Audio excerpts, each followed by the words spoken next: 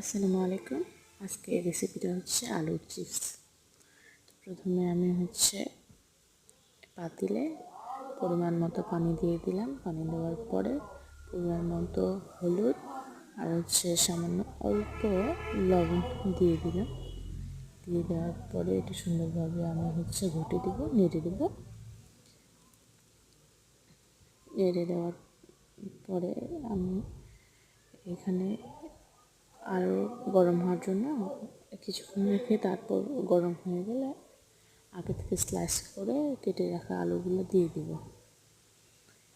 সম্পূর্ণ আলুগুলো দিয়ে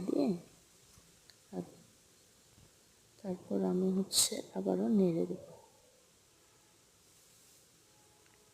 নেড়ে দেওয়ার পরে ভালোভাবে নেড়ে দেওয়ার পরে আবার আমি সিদ্ধ হওয়ার জন্য ঢেকে রাখবো। অল্পটা আমি কমাই দেবো, আস্তে আস্তে সিদ্ধ হোক, অল্প পরিমাণে সিদ্ধ হবে। এরপর আমি এই প্লেটটা উঠিয়ে দেখবো যে সিদ্ধ হয়েছে কিনা। নেড়ে দিলাম, নেড়ে দিয়ে এখন আমি দেখবো যে আলুটা সিদ্ধ হয়েছে কি হয়নি। এরপরে আলুটা সিদ্ধ হয়ে গেছে। এরপরে আলুটা পানিটা সেরে সুন্দরভাবে আলুটা ঝেড়ে নেব। পানিটা ঝেড়ে নিয়ে একটা শুকনো প্লেটে আমি রেখে দেবো। আলুগুলো সবগুলো উঠিয়ে নেব। সবগুলো উঠিয়ে নেওয়ার পরে আমি কিছুক্ষণের জন্য রেখে দেবো রেস্টে আলুগুলো ঠান্ডা হওয়ার জন্য। হয়ে গেলে এরপর আমি রোদে আলুগুলো শুকাতে দেবো। তো স্লাইস করে কেটে রাখা আলুগুলো অল্প পরিমাণে সিদ্ধ করার পরেই আমি একটা একটা করে বিছিয়ে রোদের মধ্যে নেড়ে দেবো। নেড়ে দেওয়া হয়ে গেলে এগুলো সুন্দরভাবে শুকিয়ে যাবে। শুকানোর পর আমি